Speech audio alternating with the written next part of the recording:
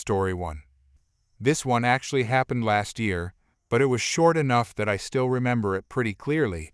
I live in a very small town where everybody can more or less recognize everybody else by sight, if not by name. So I have no idea what this lady's excuse is.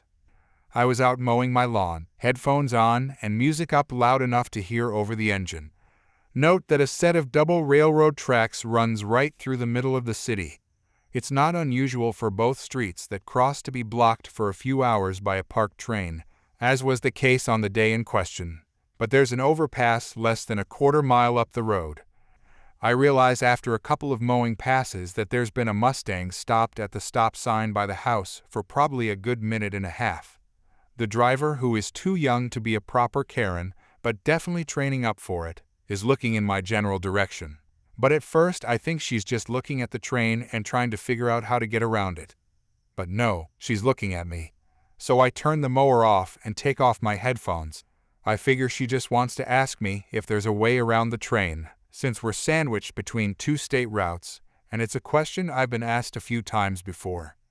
I suck with names, so I'm just going to stick with the basics, me and her. Me? Needs something? Her. I was wondering, if you're mowing lawns, would you be willing to do mine once a week for $10? Not what I was expecting, but hey, I've heard worse offers. I use mowing for both exercise and time to hide in my own thoughts for a while. I decide to at least poke at it a bit. I'm mowing my lawn. I live here, but maybe. Depends on the yard and how local you are. Oh, I'm just up on street. At this point, I recognize her car, so I know roughly where she lives. Her lawn is probably 2 acres and made of hills. I don't need that much exercise or me time. Sorry, but no. That's... Interrupting and huffing, she says, "What, is $10 not enough? Kids these days, honestly. When I was in high school, I would have been happy to earn an extra $10 a week. I'm not a kid, I'm 6'3", and while I do look young for my age, I was in my mid-40s at the time. Sure, I was wearing one of my old technical college t-shirts, but my mustache and goatee are starting to go gray, for crying out loud." After looking at her for a moment, I replied, "Pardon me, but how old are you?" Sneering, "I don't see what that has to do with anything, but I'm 26. I sigh and eye roll. "Kid, I was out of high school before your parents ever met." I still kind of feel bad about being the one to initiate cursing, but it definitely got her attention. Yay for precision strikes, I guess. And with that, I put my headphones back on and started the mower while she was just inarticulately sputtering at me. I'm pretty sure she tried saying something else, but it was lost to engine noise and music. Story 2. Not a request for advice, just here to drop my story of surviving 1 year in the house of an entitled landlady from a truly unpleasant situation. This is my last story post from that period, and I just need to vent. Imagine paying rent for a single room, having no access to a kitchen, sharing a bathroom with strangers, and being treated like a child. That was my life. The setup. There were 7 people in the house, including the landlady. We were all from the same cultural background, which made her feel like she had some extra family authority over us. I rented just a room, shared bathrooms, no private kitchen, and no say in anything.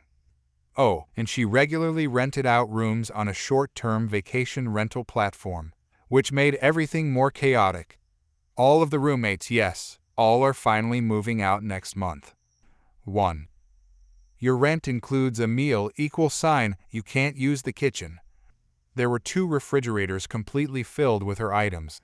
She banned us from bringing in our own kitchen appliances or even cooking anything ourselves. One time, she even took my roommate's steak, cooked it for herself and a few other people without asking. I've had food stolen too on multiple occasions. I'm on a strict diet due to health reasons, and I have food allergies. I explained this to her repeatedly. Still, she mixed contaminated kitchenware, and I ended up getting violently sick. She expressed sympathy, but I paid for my own medical treatment. 2. My house, my rules, no privacy. She entered our rooms without knocking. She claimed that since it was her house, she could go wherever she wanted. She cleaned my room without permission and moved my belongings around like that was completely normal behavior. Another roommate had a collection of non-functioning replica airsoft rifles and made it very clear that she should not touch them. She did anyway. She also kept asking where I was going, when I would be back, and who I was with. It got weird very quickly. I eventually stopped answering her questions, and that led to gossip and petty behavior behind my back. 3. Daily guests got more respect than tenants. She rented out rooms at a daily rate, and every time there was a guest, we had to switch bathrooms. I've waited over an hour just to take a shower because she gave the preferred bathroom to temporary guests. It was beyond disrespectful. We were paying monthly rent, and they were paying per night. Guests who she prioritized. 4. Body shaming and a sense of superiority. She once told my roommate that he wouldn't survive without her. She also made comments about my clothes and body type, implying I shouldn't dress a certain way. I told her I was comfortable with how I looked, but she kept pushing her opinions. She believed she was always right, spoke over everyone, and refused to acknowledge that she could be wrong. Her attitude made living there feel like walking on eggshells. 5. Laundry = survival of the fittest. I suggested we set up a fixed laundry schedule to make life easier for all 7 of us. Her response: "You should adjust because others have their rhythm."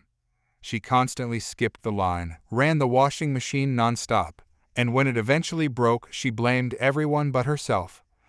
To avoid conflict, I started going to the laundromat just so I could wash my clothes in peace. Why we stayed too long. At first, we tolerated it. We were used to it. We tried to avoid drama. But eventually, we all reached our limit. We started sharing our stories with each other and realized it wasn't us. It was her. We are all finally getting out. And yes, we absolutely deserve a standing ovation for lasting this long under her roof. If you've ever lived with someone who thinks renting out a room gives them full control over your life, solidarity, you are not alone. Story 3. I recently started working with an old coworker and was reminded of a story from the place we worked at 10 years ago. I was a junior mid-developer for a mid-sized company. The different managers had been in the company for a long time. They knew the old system and could keep it limping along. They understood the business just because they were there for so long. But they never kept up with the changing technology. None of them understood the newer concepts and refused to learn anything. The company started to rewrite the app from the ground up using all new technology and good practices. The old guard sat back and did minimal work. Laziness or not understanding what to do, no one really knew. They would come to the morning meeting, assign the work, take no tasks but take all the credit at the demos. One thing that was a massive pain point to clients was bulk data loads. Some clients would need over 4 hours to load the data from that day. This was unacceptable in the new system. We had a prospective client come in. They loved the system but would not sign on unless we can get data loads down to minutes. Because of the client, we refocused and started work on data loads. The team was myself, 2 others developers, and my manager. She wanted to be on this because it was so high profile and figured it would look great for her. The 3 of us figured she would do no work and just demo the features like normal. Wrong. This time she started to take critical tasks. We each work our tickets, making sure to add plenty of tests and check performance of all the code. Slowly my manager would hand her work off to us. This was fine with us as we did not trust her code. At the end of the cycle, we had it down to 20 minutes to load what used to take an hour. This was not good enough. The chief technology officer said we had to get it under 10. My manager jumped on his side and said the work we did was poor and she would fix it. The chief technology officer left. She turned to us and told us we had to figure this out within a week. We noticed right away that it did not scale correctly. If 10 items took 1 second, 20 would take 4. We all knew what happened. We found the little bit of code my manager wrote, and she was recursively checking data. What was even better is that the entire function was unneeded. We commented out the call and 20 minutes was now seconds. We took the 4-hour file and loaded it in 2 minutes. We said nothing to my manager, and she never asked because she thought we had no chance of figuring it out. I heard her speaking to consultants. She wanted to be the hero and have them all ready to come in and fix our code. The next demo, the CTO wanted an update. We told him we had made updates and it should be a little better. We selected the large file and it was done in 2 minutes. My manager lost her mind. I could see her ready to kill us. If it was fixed, the credit should have been hers. The chief technology officer asked what the fix was. I did not want to hurt my manager anymore. I figured stealing the glory was enough. I replied we just cleaned up the code. That was not good enough for my manager. She pressed whose code caused the problem. She had forgotten she has any code in the project since she never finished a task. I smiled and replied, "It was your code." Her head exploded. Nothing else was said as the meeting moved on. She pulled me into her office after and started to yell. She could not say anything to the other devs. They had a different manager. But I was under him. Why did I not tell her? I'm supposed to report to her my findings. How could I make her look like that? I just sat not saying anything. Once she was done, I put in my 2 weeks' notice and walked out. Days later, she and the chief technology officer called me in to beg me to stay. I said I'd like to go somewhere with a manager who wants my success, not failure. I still smile thinking about her face when the process ran and telling her that she was the weak link in our group. Story 4. I've been driving for 15 years without a single accident. I follow speed limits, use my turn signals, and keep extra space between cars. My friends say I drive like someone's grandma, but I'd rather be safe than sorry. That caution probably saved me from something worse last Tuesday. I work as a medical technician at the Children's Hospital downtown. It's tough work, but I love helping kids get better. That day had been long, 3 emergency cases, and I didn't leave until almost 8. I was drained and just wanted to get home. My route takes me through a quiet residential neighborhood. The speed limit is 25, and I always stick to it. Lots of families live there, and kids often play outside. I was going down Maple Street at about 23 when it happened. A boy, maybe 6 or 7, ran out from between 2 parked cars. I slammed on the brakes. My heart nearly stopped. The car barely touched him. He fell backward, more startled than anything, and landed on the pavement. I threw the car into park and jumped out. My hands were shaking. I rushed to check on him. He looked confused but alert. No blood, no obvious injury. He said his knee hurt a little. I used my medical training to check him over. No broken bones, no signs of head injury. Just a scraped knee. I asked him to move his arms and legs, and he did fine. I asked his name. He said it was Tommy. He'd been chasing a ball that rolled into the street. Sure enough, there was a red ball by the curb. I told him I understood, but reminded him to always look both ways. Then I heard heavy footsteps behind me. A huge man came stomping over. He looked furious. He demanded to know what I'd done to his son. I explained what happened, said the boy was mostly fine, and that I was trained in medical care. He shouted that I'd hit his kid. I told him I was driving slowly and had stopped as fast as I could. I suggested we call the police and paramedics, just to be sure. That made him angrier. He told me I wasn't calling anyone and that I was going to pay for what I did. I said we needed to do things properly and call emergency services. I reached for my phone. He grabbed my wrist hard. He told me to hand over cash right now or he'd make me regret it. The boy tried to tell him I'd been nice and he was okay. His father told him to be quiet. That's when I realized this wasn't about concern. He was trying to scam me. I said I wasn't paying him anything and that it was an accident. I told him he should be teaching his kid to be safe, not using him to get money. He squeezed my wrist tighter and asked what I just said. Then he shoved me backward. I told him to back off and that I was calling 911. I pulled out my phone. He lunged for it, yelling at me to stop. The operator answered, and I told her I needed police and an ambulance at Maple Street near Oak. I explained a child had run into the street and that the father was now threatening me. She asked if I was in danger. I said yes, he'd pushed me and wouldn't let me leave. She stayed on the line as I gave more details. The man kept yelling in my face. The boy sat nearby, watching everything. When the police and paramedics arrived 5 minutes later, the man suddenly changed his tone.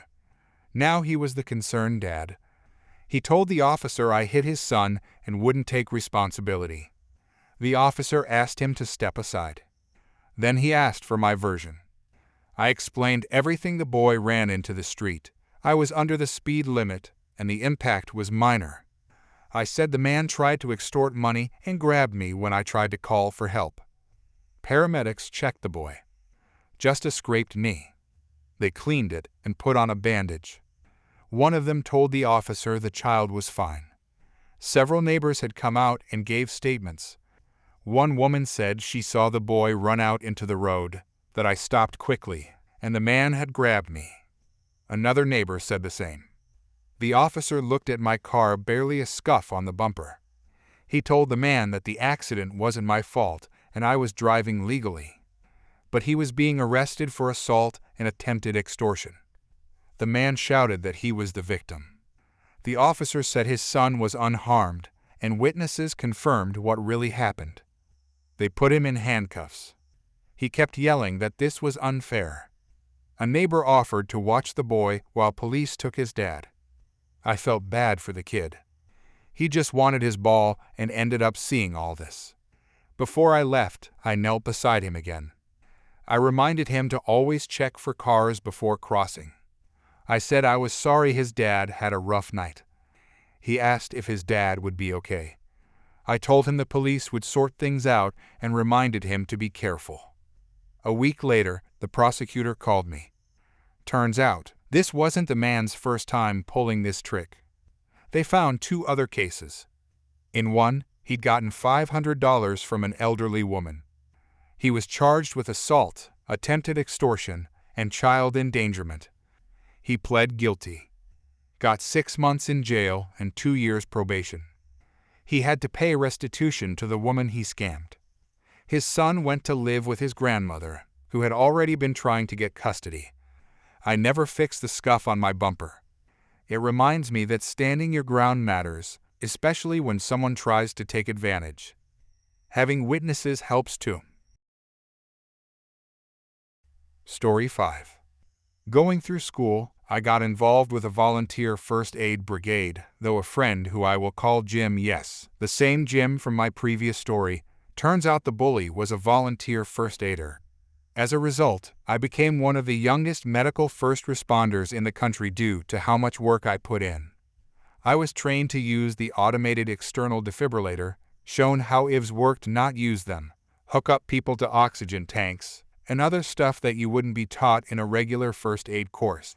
I was age 14 and helped quite a few people as a result of my training and volunteer work. Can't say that I officially saved any lives though, but I digress. Shortly after getting out of high school, I got a job as a first aid instructor for a short while, though admittedly my age, I believe 17-18 at the time, didn't really inspire much confidence in my trainees, as most were much older than me. In many cases, I was assigned to renew people's certificates, rather than actually teaching. In other cases, my class didn't really take me seriously due to my age. I didn't really mind this, as I was passionate about it at the time, having the knowledge that what I am teaching could possibly save people's lives.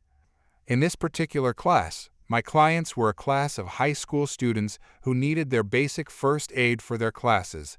I don't recall what for exactly. This is a 5-6 hour course that ends with multiple choice tests. Easy money. This was at the high school I went to, and surprise of surprises, this was a teacher I didn't particularly enjoy having. Not as bad as Mrs. Grump from my last story. We still got along for the most part, but her way of teaching was awkward.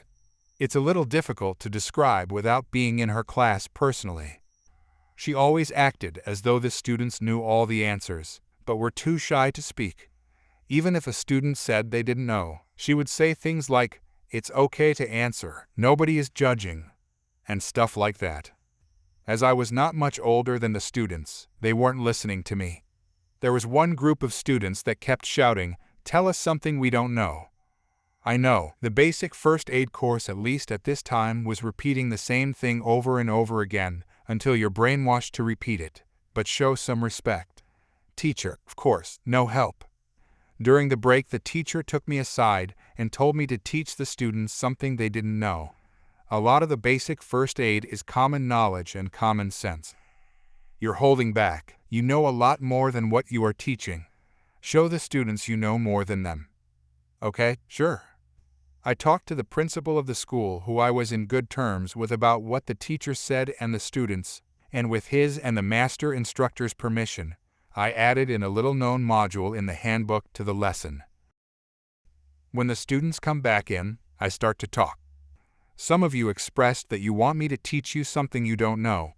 Normally, at this point, I would show you a video about asthma, but as I am sure everyone knows about it, I have gotten special permission to change the lesson. Everyone, please turn to Module 28 in the textbook. The students complied, and a few gasps and chuckles echoed through the room. The teacher doubled over laughing, losing her own composure as well. So, admittedly, I will be teaching this directly from the instructor's handbook, as I have never taught this module personally. We are going to be starting with a video. The class then proceeded to watch a 7-minute video on how to perform emergency childbirth. The video fortunately wasn't graphic, but certainly informative. Afterwards, I called the students that had been going, "Teach us something we don't know," to come to front and demonstrate the proper technique, using one of the cardiopulmonary resuscitation dummy as mother, and a head as the baby. Finally, we discussed how to take care of the placenta, and how to administer ongoing care. After the module, the students were extremely attentive, to say the least. Now that I have taught you something you don't know, how about we get through the rest of the lesson without any more interruptions? The class compiled, and no one interrupted me the rest of the session. Despite the malicious compliance, I didn't get in any trouble for it, and continued to teach the classes for this school first aid until I let my instructor's certification expire. The next time I went in, the teacher warned the students that I would teach them something they didn't want to know if they interrupted me. And that, dear reader, is the time I taught a class of high schoolers how to perform emergency childbirth. I doubt I would ever get away with doing something like this now, but I will always remember this moment. Edit for clarity.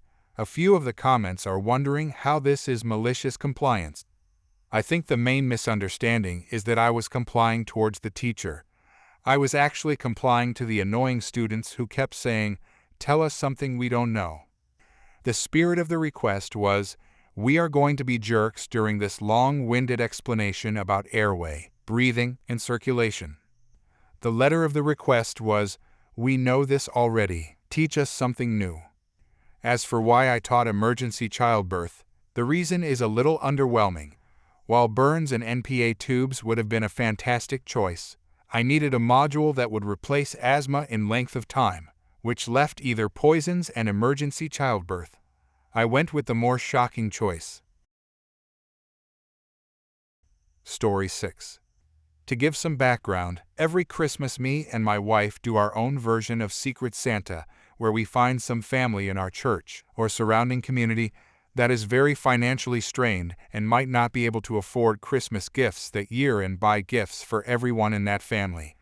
This has been the 4th year we've done this, and quite frankly, it's a very rewarding experience to deliver holiday joy to a family in need.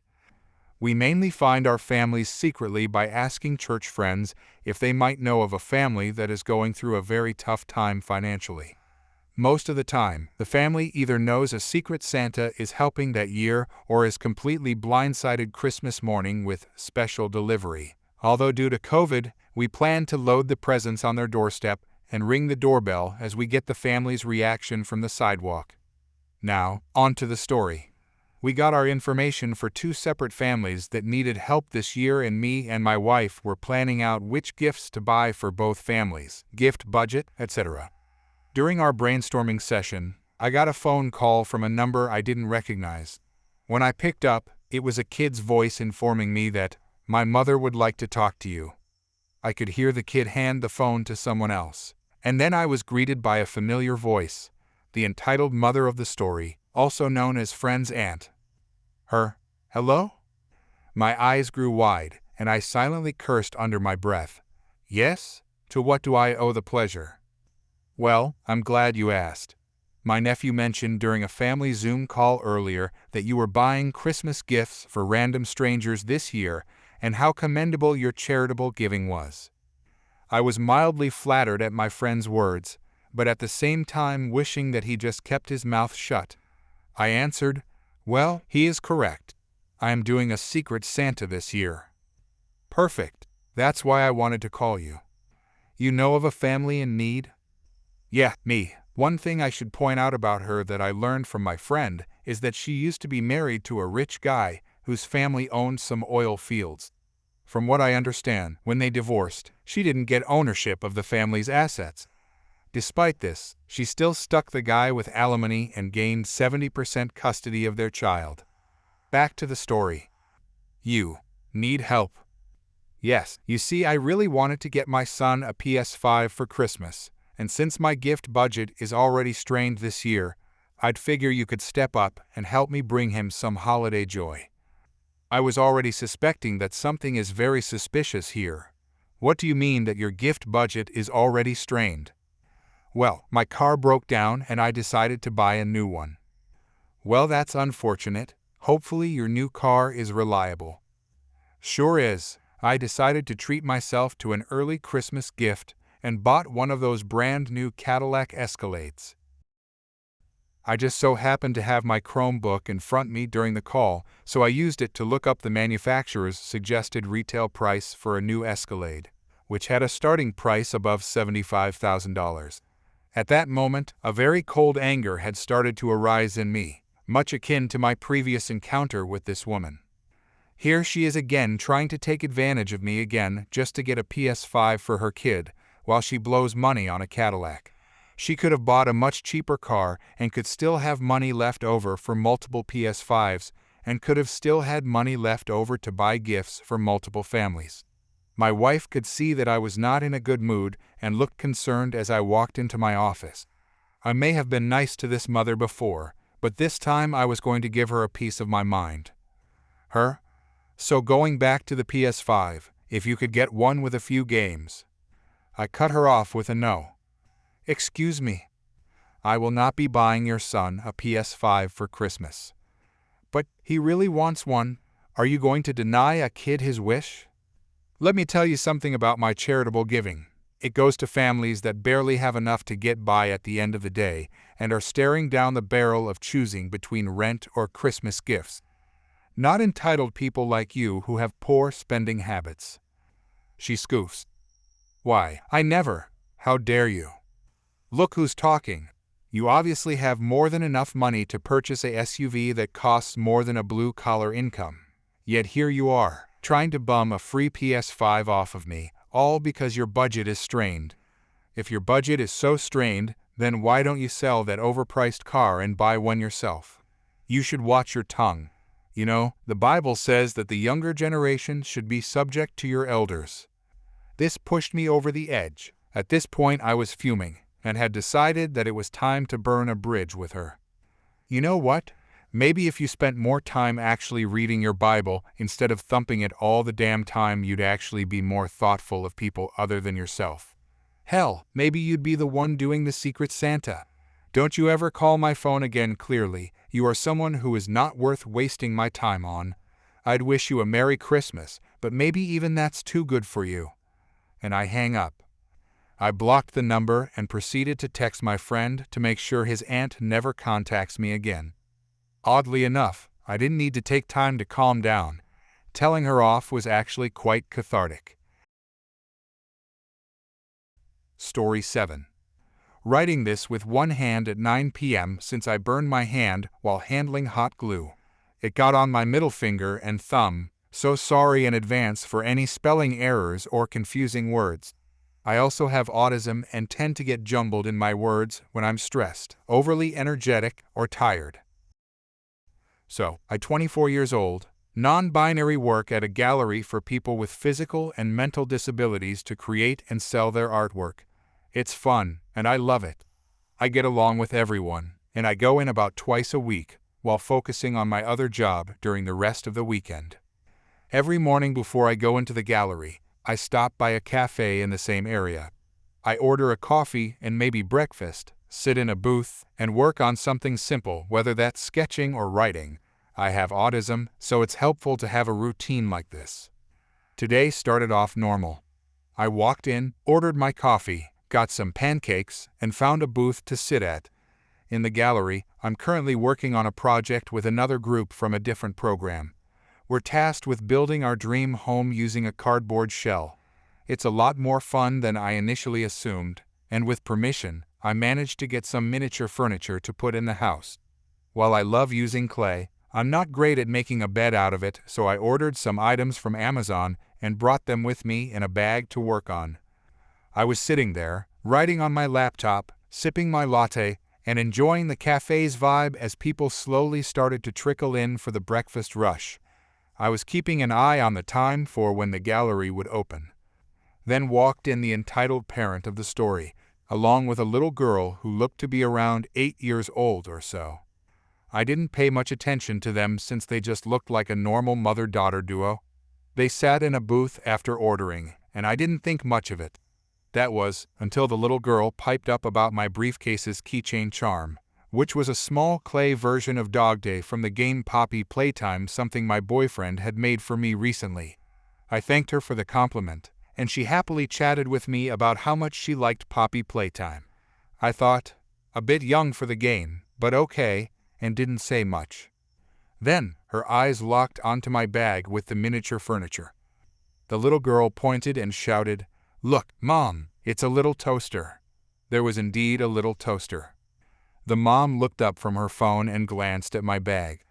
She then asked me where I got them, to which I simply answered, Amazon. Their food arrived, and the conversation paused for a while. I continued writing and eating my breakfast, minding my own business. After a little while, the mother spoke up again.